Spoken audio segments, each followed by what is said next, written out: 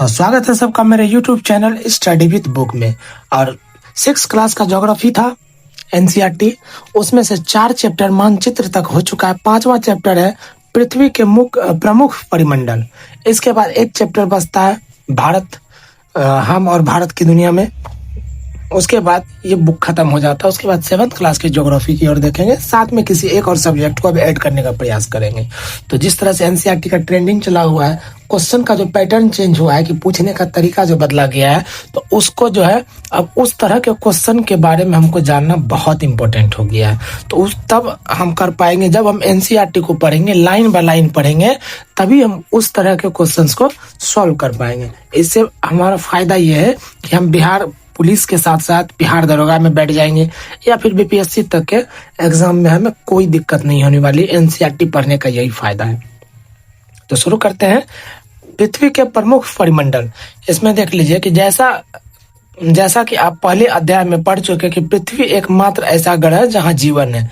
किस अध्याय में पढ़े हैं? तो मानचित्र वाला अध्याय में पढ़े हैं।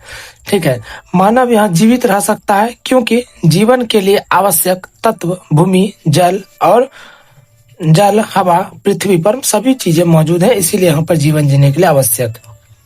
पृथ्वी की सतह ऐसी है जिसमें पर्यावरण के 3 महत्वपूर्ण घटक आपस में मिलते हैं, एक दूसरे को प्रभावित करते हैं। अब पृथ्वी का ठोस भाग जिस पर हम रहते हैं उसे क्या कहते हैं? भूमंडल कहा जाता है।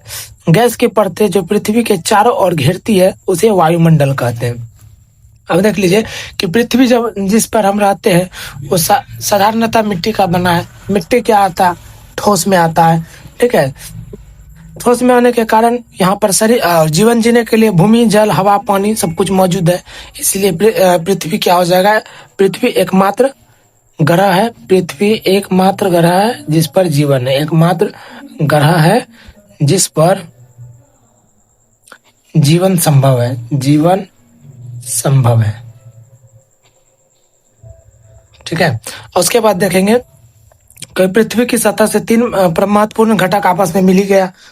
ठीक है, उसके बाद देख लीजिए कि पृथ्वी का सबसे ठोस भाग जिस पर हम रहते हैं उसे भूमंडल कहा जाता है।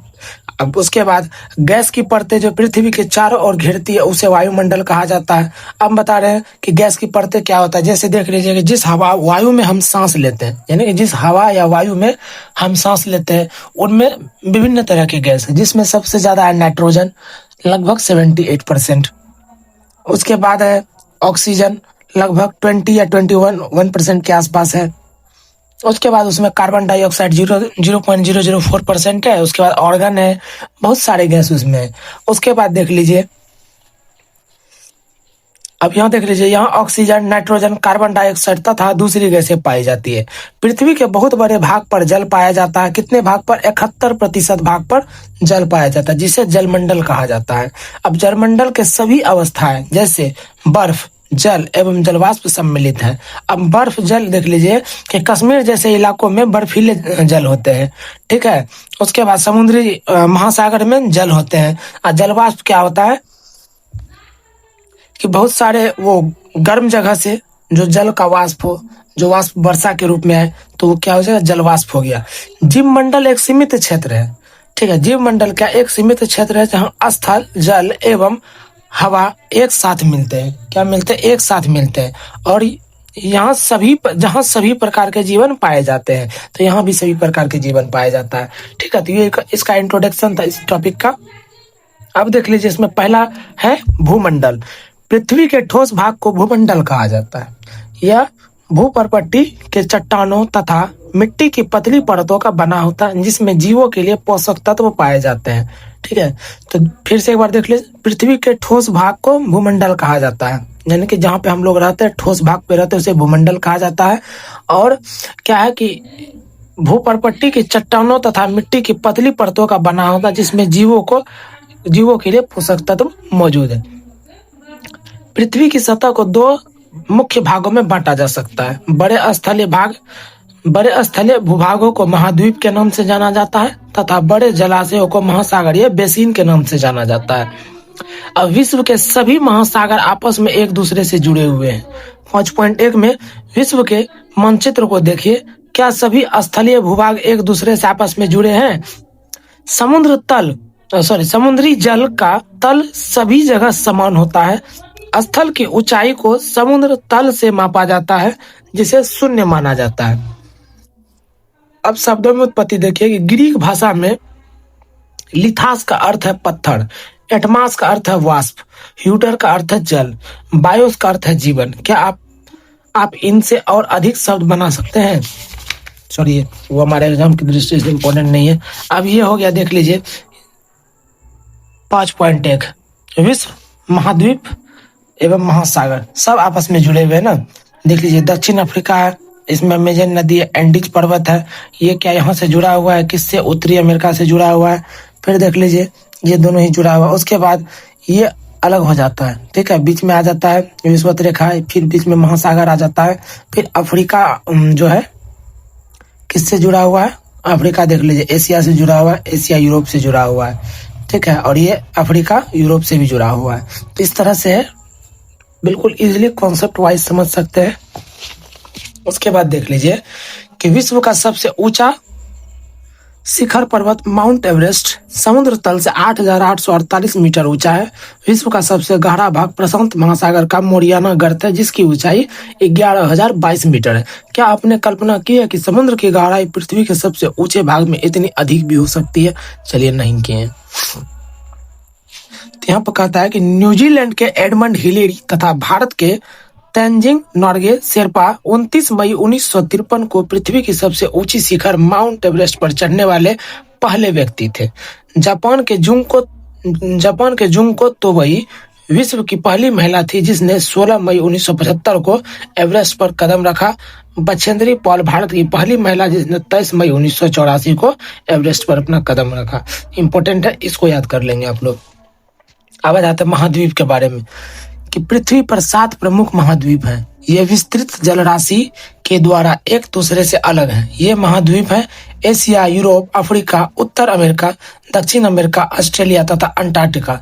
अब चित्र 5.1 में यहाँ पर हम देख चुके हैं कि विश्व के मानचित्र को देखिए तथा ध्यान कीजिए कि स्थल का बहुत बड़ा भाग उत्तरी गोलार्ध में पाया जाता है, ठीक है। एशिया विश्व का सबसे बड़ा महाद्वीप है। यह पृथ्वी के कुल क्षेत्रफल का 1/3 भाग में फैला है। पृथ्वी के कुल क्षेत्रफल का कितना? 1/3 भाग में फैला हुआ है। यह महाद्वीप पूर्वी गोलार्ध में स्थित है। कर्क रेखा इस महाद्वीप से होकर गुजरती है। एशिया के पश्चिम में यूराल पर्वत है जो यूरोप को अलग कर देता है।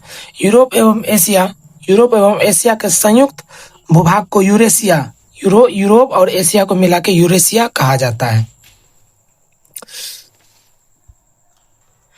यूरोप एशिया से बहुत छोटा है। यह महाद्वीप एशिया के पश्चिम में स्थित है।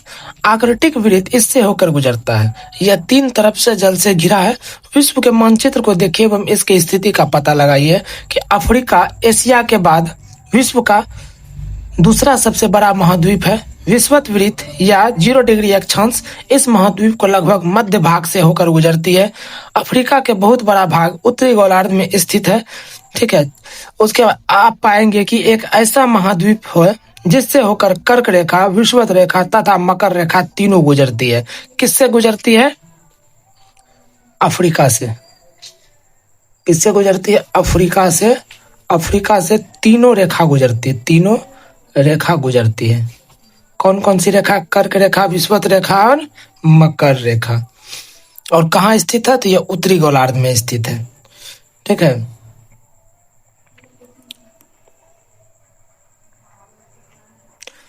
सहारा रेगिस्तान जो है, फिर देखिए कि सहारा का रेगिस्तान विश्व का सबसे गर्म रेगिस्तान है जो कि अफ्रीका में स्थित है। समझ गए? सहारा रेगिस्तान जो है विश्व का सबसे गर्म स्थान है और कहाँ स्थित है? अफ्रीका में स्थित है।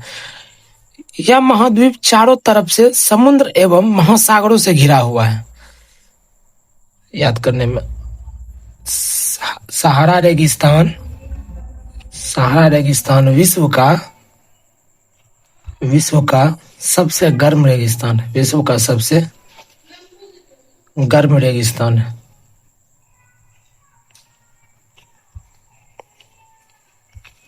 ठीक है, ऐसा इसलिए लिखे कि ये याद करने में हाईलाइट रहेगा। यह महाद्वीप, और ये कहाँ स्थित है? तो अफ्रीका में स्थित है। कहाँ? तो अफ्रीका में स्थित है। ये इंपॉर्टेंट है। यह महाद्वीप चारों तरफ से समुद्र एवं महासागरों से घिरा हुआ है।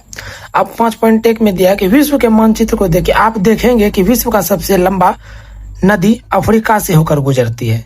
अफ्रीका का मानचित्र देखिए तथा बताइए कि कर्क रेखा, मकर रेखा तथा विषुवत रेखा इनके किन किन भागों से होकर गुजरती है। ठीक है, तो इसको यहाँ पर देख लेंगे। ये हो गया अफ्रीका। ठीक है, यहाँ पर देखिए नील नदी है, नील नदी हो गया। इसके बाद सहारा मरुस्थल इधर है, और एटलस पहाड़ी जो इधर है जिसको जोड़ती है एटलस पहाड़ी, ये नील नदी हो गया। और ये डेकेंसबर्ग पर्वत हो गया। ठीक है, तो यहाँ पर क्वेश्चन हमारा लगभग सॉल्व होता दिखाई दे रहा है। ये कहाँ से गुजरती है? कर्क रेखा देख लीजिए, अफ्रीका से गुजरती है। तो फिर ये लगभग 23 डिग्री के आसपास है। ठीक है, क्योंकि 15 और 30 के बीच में जो फासला आएगा 7.5 का, 22 या 23 का फासला आएगा। ठीक है, फिर प्रशांत महासागर 0 डिग्री से गुजर रहा है। सॉरी, ये कौन सा रेखा है? विषुवत रेखा है। उसके बाद है मकर रेखा। मकर रेखा भी आपको गुजर रहा है 23 पे, यानी कि ये दोनों सिमिलर है। इस तरह से ये हो गया सॉल्व। अब देख लीजिए विषुवत रेखा किन भागों से होकर गुजरती है। ठीक है, देख लिए वहां पर आराम से इजीली समझा दिए। उत्तर अमेरिका विश्व का तीसरा सबसे बड़ा महाद्वीप है। यह दक्षिण अमेरिका के एक संकरीय स्थल से जुड़ा है जिसे पनामा जल संधि कहते हैं। कौन सा जल संधि कहते हैं? पनामा जल संधि कहते हैं, कहा जाता है। यह महाद्वीप पूरी तरह से उत्तरी एवं पश्चिम गोलार्ध में स्थित है। कहाँ है? तो पूरी तरह से पश्चिमी एवं उत्तरी गोलार्ध में स्थित है। यह महाद्वीप 3 महासागरों से घिरा है। ठीक है, क्या आप इन महासागरों का नाम बता सकते हैं? अब देख लीजिए, दक्षिण अमेरिका का अधिकांश भाग दक्षिण गोलार्ध में स्थित है। तो ठीक है, जिस तरह से दक्षिण अमेरिका का अधिकांश भाग उत्तरी गोलार्ध में स्थित है, इसके पूर्व एवं पश्चिम में कौन सा 2 महासागर स्थित है? विश्व की सबसे लंबी पर्वत श्रृंखला एंडीज जो है इसके उत्तर से दक्षिण की ओर फैली हुई है। अब दक्षिण अमेरिका में विश्व की सबसे बड़ी नदी अमेजन बहती है। कहाँ? दक्षिण अमेरिका में देख लीजिए, दक्षिण अमेरिका में विश्व की सबसे बड़ी नदी अमेजन नदी बहती है। ठीक है, अमेजन नदी बहती है। फिर ऑस्ट्रेलिया विश्व का सबसे छोटा महाद्वीप है। तो ये 2 टॉपिक हमको लगता है हाईलाइट करना चाहिए कि दक्षिण अमेरिका में सबसे बड़ी नदी अमेजन नदी है। दक्षिण अमेरिका की अमेरिका की सबसे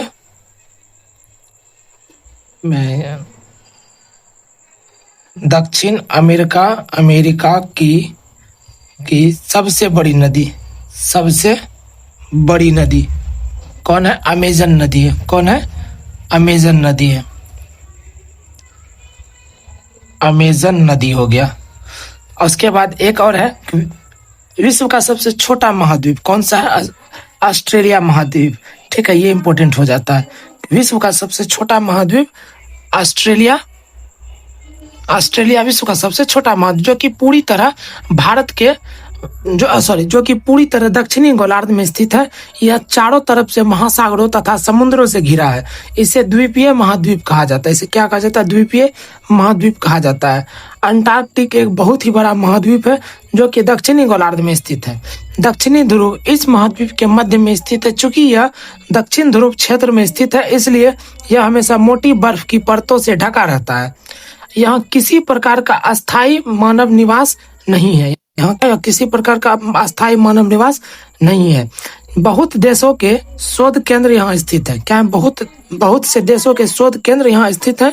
भारत के भी शोध संस्थान यहाँ है। भारत का भी शोध संस्थान यहाँ कहाँ है? अंटार्कटिक में। ठीक है, और उसका नाम क्या है? तो मैत्रीय और भारतीय। तो यानी कि क्वेश्चन बन जाएगा कि भारत का जो शोध संस्थान अंटार्कटिक में है उसका नाम क्या है? तो उनका नाम है मैत्री तथा भारती। तो ये इंपॉर्टेंट है, इसको याद रखिएगा। ये मैत्री, भारती, ठीक है, और ये अंटार्कटिक, तो ये इंपॉर्टेंट हो जाता है। उसके बाद आ जाता है जलमंडल पर। पृथ्वी को नीला ग्रह कहा जाता है क्योंकि पृथ्वी का 71% भाग जल तथा 29% भाग स्थल है। समझ गए? इसीलिए इसको नीला ग्रह कहा जाता है। क्यों? जल की उपलब्धता के कारण। इस तरह से देख लीजिए कि ये पूरी पृथ्वी है, इसमें सॉरी ये अलवन जल है, ये पीने लायक जल है 2.5% और 97.5% महासागरीय जल है। ठीक है, तो आप देख लीजिए कि जल मंडल में किसी भी रूप में उपस्थित है। ठीक है, जलमंडल जल के सभी रूप में उपस्थित है। इसमें महासागर एवं नदियां, झीलें, हिम नदियां, भूमिगत जल तथा वायुमंडल की जलवाष्प सभी सम्मिलित है। ठीक है, इसमें आपको सब तरह का जल सम्मिलित है। 71% में सभी तरह के जल है। महासागर के जल है, समुद्री जल है, वही हो गया महासागर हो गया, उसमें नदी हो गया, झीलें हो गया, हिम नदी हो गया, भूमिगत जल हो गया जो हम पीते हैं, फिर वायुमंडल की जलवाष्प से सम्मिलित है। अब पृथ्वी पर पाए जाने वाले जल का 97% से अधिक भाग महासागरों में पाया जाता है। वह इतना खारा होता है कि आप उसको पीने के लिए यूज नहीं कर सकते। अब देख लीजिए कि 71% जलमंडल को आप 100% मान लीजिए, उसमें से देखिए कि 97.5% महासागरों से घिरा हुआ है। तो ये हिस्सा जो है ना, जल का सबसे खारा रूप है। क्या है? जल का सबसे खारा, इतना खारा है कि आप इसको पी नहीं पाइएगा। उसके बाद देख लीजिए यहाँ पर छोटा सा रेड डॉट दिख रहा होगा, 2.5% ये अलवन जल यानी कि भूमिगत जल है, जो कि हम लोग पीने में यूज करते हैं। इसी से अभी तक दुनिया चल रही है, इसीलिए जल बचाना चाहिए। अब देखिए कि मानव के उपयोग में नहीं आ सकता। कौन सा जल नहीं आ सकता? तो ये जो खारा जल होता है मानव के उपयोग में नहीं आ सकता। अब विज्ञान अगर तरक्की कर जाए तो इस जल को पीने लायक बना सकता है, लेकिन अभी तक ऐसा कोई खोज नहीं हुआ कि जिससे समुद्री जल को पीने लायक जल बनाया जाए। अब शेष जल का बहुत बड़ा भाग बर्फ की परतों एवं हिम नदी तथा भूमिगत जल के रूप में पाया जाता है। जल का बहुत कम भाग अलवन जल के रूप में पाया जाता है। अलवन जल किसे कहा गया? भूमिगत जल को। यहाँ पर आप समझ गए, अलवन जल भूमिगत जल को कहा गया है। ठीक है, जो मनुष्य के इस्तेमाल में आता है। यही कारण है कि नीले ग्रह में रहने के बावजूद हम पानी की कमी महसूस करते हैं। हम इस ग्रह पे रह रहे हैं कि जहाँ पर 71% पानी, कितना 71% पानी है पूरा पृथ्वी पे। उसके बाद अगर देखा जाए तो फिर भी हम पानी की कमी महसूस करते हैं। ऐसा इसलिए कि पीने लायक पानी कितना है? 2.5% है से 97.5% जल जो क्या महासागर का है। इतना खारा होता है कि आप इसको पीने लायक यूज नहीं कर सकते। उसके बाद देख लीजिए कि महासागर जल मंडल के मुख्य भाग हैं। ये आपस में एक दूसरे से जुड़े हुए हैं। महासागरीय जल हमेशा गतिशील रहता है। तरंगे, ज्वार भाटा तथा महासागरीय धाराएं। महासागरीय जल की 3 मुख्य गतियां हैं। बड़े से छोटे आकार के आधार पर क्रमशः 5 महासागर होते हैं। महासागर कितने हैं? 5 है। कौन कौन से हैं? तो प्रशांत महासागर है, अटलांटिक महासागर है, हिंद महासागर है, दक्षिणी महासागर है तथा आर्कटिक महासागर है। ठीक है, ये आपको 5.1 में दिखाया गया। 5.1 से इंपॉर्टेंट हो जाता, आप लोग इसको देख लीजिएगा। हम होल्ड कर देते हैं, स्क्रीनशॉट भी ले सकते हैं। इससे बहुत सारा क्वेश्चन जुड़ेगा। ठीक है, अब देखिए प्रशांत महासागर सबसे बड़ा महासागर है। महासागर में भी सबसे बड़ा महासागर कौन है? तो प्रशांत महासागर है। एक बार आप इसको हाईलाइट कर लीजिए। प्रशांत महासागर सबसे बड़ा महासागर है। यह पृथ्वी की 1/3 भाग पर फैला हुआ है। कितना? 1/3 भाग पर फैला हुआ है। ठीक है, पृथ्वी का सबसे गहरा भाग मोरियाना गर्त प्रशांत महासागर में ही स्थित है। ठीक है, पृथ्वी का सबसे गहरा भाग यानी कि 11,022 मीटर के आसपास गहरा है कौन? मोरियाना गर्त। और ये कहाँ मौजूद है? तो प्रशांत महासागर में मौजूद है। प्रशांत महासागर लगभग वृत्ताकार है। ठीक है, एशिया, ऑस्ट्रेलिया एवं उत्तर एवं दक्षिण अमेरिका इसके चारों ओर स्थित है। चित्र 5.1 को देखिए तथा प्रशांत महासागर के चारों ओर इन महाद्वीपों की स्थिति का पता लगाइए। फिर आ जाता अटलांटिक महासागर, विश्व का दूसरा सबसे बड़ा महासागर है। दूसरा सबसे बड़ा महासागर कौन है? तो अटलांटिक महासागर है। यह अंग्रेजी भाषा में एस अक्षर के आकार का है। ठीक है, एस अक्षर के आकार का है। यह पश्चिमी किनारे पर उत्तर एवं दक्षिण अमेरिका तथा पूर्वी किनारे पर यूरोप एवं अफ्रीका अटलांटिक महासागर की तट रेखा बहुत अधिक क्या है? दंतुरित है। ठीक है, तो यहाँ तक डाउट क्लियर है। लाइन बाय लाइन जिस तरह से पढ़ा रहे हैं। उसके बाद अटलांटिक महासागर विश्व का दूसरा सबसे बड़ा महासागर है, ये चीज याद रखना है। ठीक है, विश्व का दूसरा सबसे बड़ा महासागर कौन सा? अटलांटिक है। पहला कौन है? प्रशांत महासागर है। ये अंग्रेजी भाषा में एस अक्षर के समान है। ठीक है। इसके पश्चिमी किनारे उत्तरी अमेरिका तथा पूर्वी किनारे यूरोप, अफ्रीका, अटलांटिक महासागर के तट रेखा के लिए दंतुरित है। यहाँ तक क्लियर है। उसके बाद देख लीजिए कि व्यापार की दृष्टि से, ठीक है, व्यापार की दृष्टि से सबसे बड़ा व्यस्त महासागर कौन सा है? अटलांटिक महासागर है। व्यापार की दृष्टि से सबसे व्यस्त महासागर। हिंद महासागर ये एक ऐसा महासागर है जिसका नाम किसी देश के नाम यानी भारत के नाम पर रखा गया है। कौन सा? हिंद महासागर का नाम। यह महासागर लगभग त्रिभुजाकार है। इसके उत्तर में एशिया, ठीक है, किसके दक्षिण हिंद महासागर एक ऐसा महासागर है जिसका नाम किसी देश के नाम पर यानी भारत के नाम पर रखा गया है। यह महासागर लगभग त्रिभुजाकार है। इसके उत्तर में एशिया, पश्चिम में अफ्रीका तथा पूर्व में ऑस्ट्रेलिया स्थित है। दक्षिण महासागर जो है अंटार्कटिक महाद्वीप के चारों ओर घेरता है। यह अंटार्कटिक महाद्वीप से उत्तर की ओर 60 डिग्री अक्षांश तक फैला हुआ है। दक्षिण महासागर अंटार्कटिक महाद्वीप के चारों ओर को घेरता है और यह अंटार्कटिक से 60 डिग्री उत्तरी अक्षांश तक फैला हुआ है। फिर देखेंगे कि आर्कटिक महासागर उत्तर ध्रुव वृत्त में स्थित है। कहाँ? आर्कटिक महासागर जो उत्तर ध्रुव वृत्त में स्थित है। उत्तर ध्रुव वृत्त में स्थित है तथा यह उत्तर ध्रुव के चारों ओर फैला हुआ है। और यह प्रशांत महासागर से छिछले जल, कहाँ? यह प्रशांत महासागर से छिछले जल वाले एक संकरे भाग से जुड़ा हुआ है जिससे बेरिंग जल संधि के नाम से जाना जाता है। यानी कि समझ देख लीजिए कि प्रशांत महासागर जो है आर्कटिक महासागर से एक छिछले जल संधि द्वारा जुड़ा हुआ है। ठीक है, किस तरह से जुड़ा हुआ है तो आपको इस 5.1 में हमको मिल जाए प्रशांत महासागर और हिंद महासागर। ये रहा हिंद महासागर, ठीक है, उसके बाद ये रहा प्रशांत महासागर। तो ये जो जुड़ा हुआ यही हुआ छिछला जल, ठीक है, इस तरह से जुड़ा हुआ है। छिछले, ये जो छोटा छोटा जल होता है ये छिछले जल संधि है। इसी ही बेरिंग जल संधि कहा जाता है। ठीक है, क्या कहा जाता है? बेरिंग जल संधि कहा जाता है।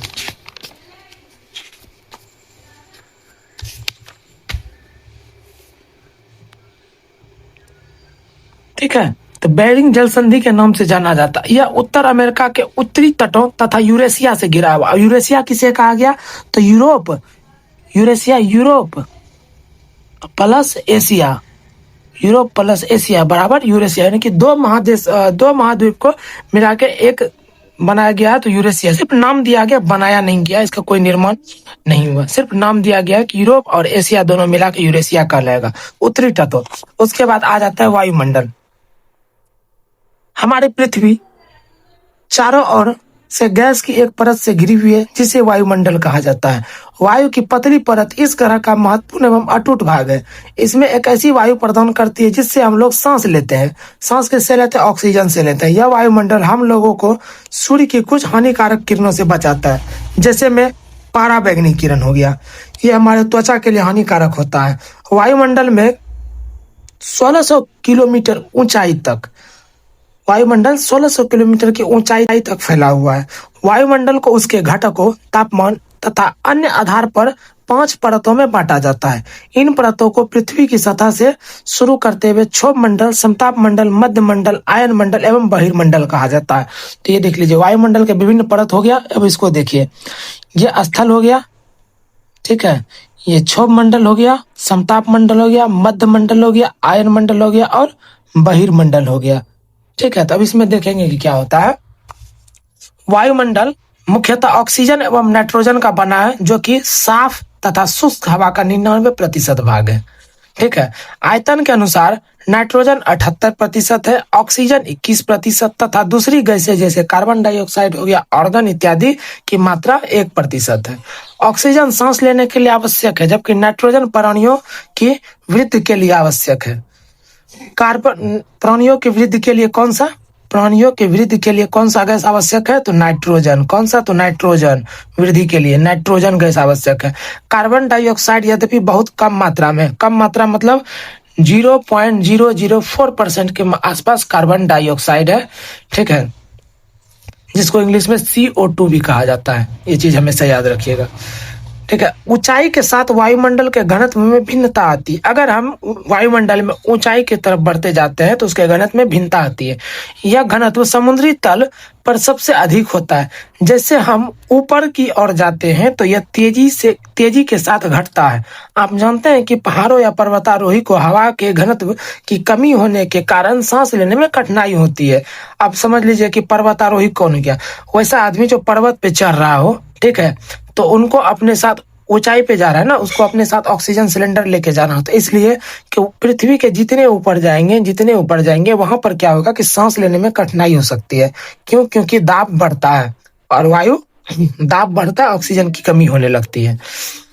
ठीक है, घनत्व की कमी के कारण सांस लेने में कठिनाई होती है। ऊंचाई पर सांस लेने के लिए उन्हें अपने साथ ऑक्सीजन सिलेंडर लेके जाना पड़ता है। जैसे जैसे हम ऊपर की ओर जाते हैं तापमान भी घटता है। ठीक है, और हम यदि ऊपर की ओर जा रहे हैं तो क्या होगा? अभी यहाँ पर 40 डिग्री तापमान है, ऊपर जाएंगे तो 35 हो जाएगा, ऊपर जाएंगे तो 30 हो जाएगा, और ऊपर जाएंगे तो 25 हो जाएगा। एक समय हम माइनस में भी जा सकते हैं। एक स्थान से दूसरे स्थान पर अलग अलग, ठीक है, सॉरी, वायुमंडल पृथ्वी पर दबाव डालता है। यह एक स्थान से दूसरे स्थान पर अलग अलग होता है। कुछ क्षेत्रों में हमें अधिक दाब महसूस होता है जबकि कुछ क्षेत्रों में कम। वायु और ये जो है दाब जो है सब जगह एक समान नहीं होता। किसी क्षेत्र में अधिक होता है, किसी क्षेत्र में कम होता है, किसी क्षेत्र में समतल होता है, यानी बराबर होता है। ठीक है, यह एक स्थान से दूसरे स्थान पर अलग अलग है। कुछ क्षेत्रों में अधिक दाब महसूस होता है जबकि कुछ क्षेत्रों में कम होता है। वायु उच्च दाब से निम्न दाब की ओर बहती है। गतिशील वायु को पवन कहा जाता है। फिर आ जाता है जीव मंडल। जीव मंडल स्थल, जल तथा हवा के बीच एक सीमित भाग है। यह वह भाग है जो जीवन मौजूद है। कहाँ पर? जीव मंडल स्थल तथा हवा के बीच एक सीमित भाग है। यह वह भाग है जहाँ जीवन मौजूद है। यहाँ जीवों की बहुत सी प्रजातियां हैं जो कि सूक्ष्म जीव तथा बैक्टीरिया से लेकर बड़े स्तनधारियों आकार में पाई जाती है। मनुष्य सहित सभी प्राणी जीवित रहने के लिए एक दूसरे से तथा जीव मंडल पर जुड़े हुए हैं। अब आ जाता है जीव मंडल के प्राणियों को मुख्यतः दो भाग, जंतु जगत एवं पादप जगत में विभक्त किया जा सकता है। पृथ्वी के ये तीन परिमंडल आपस में पारस्परिक क्रिया करते हैं जो एक दूसरे से किसी न किसी रूप में प्रभावित होते हैं। उदाहरण के लकड़ी तथा खेती के लिए वनों को काटा जाए तो इससे ढलवा भाग, मिट्टी का कटाव तेज होने लगता है। इंपॉर्टेंट है। इस प्रकार प्राकृतिक आपदाएं, ठीक है, जैसे भूकंप से पृथ्वी की सतह में परिवर्तन हो जाता है। हाल ही में सुनामी के कारण अंडमान एवं निकोबार द्वीप समूह का कुछ भाग पानी में डूब गया। झीलों तथा नदियों को दूषित पदार्थों से प्रभावित होने से उनका जल मानव के इस्तेमाल के लायक नहीं रह जाता। यह जल दूसरे जीवों के लिए भी नुकसान पहुंचाता है। उद्योग, तापीय विद्युत संयंत्र तथा गाड़ियों का उत्सर्जित पदार्थ यानी धुआं वायु को प्रदूषित करता है। कार्बन डाइऑक्साइड वायु का एक महत्वपूर्ण घटक है, लेकिन कार्बन डाइऑक्साइड की मात्रा में अगर वृद्धि हो जाए तो पृथ्वी के तापमान में वृद्धि होती है। इसे भूमंडलीय तापन कहा जाता है। इसलिए भूमंडल, वायुमंडल तथा जलमंडल के बीच प्राकृतिक संतुलन को बनाए रखने के लिए पृथ्वी के सभी संसाधनों को सीमित रूप से उपयोग करना चाहिए। और जिस तरह से आजकल विज्ञान आगे बढ़ गया है, गाड़ियां तरह तरह के चलने लगी है, तो हमें ज्यादा से ज्यादा मात्रा में वृक्ष लगाना चाहिए। ठीक है, वृक्ष लगाना चाहिए। उसके बाद देख लेते इसका क्वेश्चन आंसर। देखो ऑब्जेक्टिव जो है यहाँ पर देख लीजिए, कौन सी पर्वत श्रृंखला एशिया एवं यूरोप को अलग करती है? तो यूराल पर्वत श्रृंखला, और ये एशिया को अलग करती है। और दक्षिण दिशा में काकेशस पर्वत यूरोप एवं एशिया को अलग करती है। उत्तर अमेरिका दक्षिण अमेरिका से कैसे जुड़ा हुआ? तो ये स्थल संधि द्वारा जुड़ा हुआ। इसका नाम क्या? पनामा स्थल संधि नाम है। क्या है? पनामा स्थल संधि नाम है। फिर वायुमंडल में गैसों का प्रतिशत क्या है? तो ये देख लीजिए, नाइट्रोजन 78.08% है और ऑक्सीजन कितना? 20.95%, लगभग 21% है।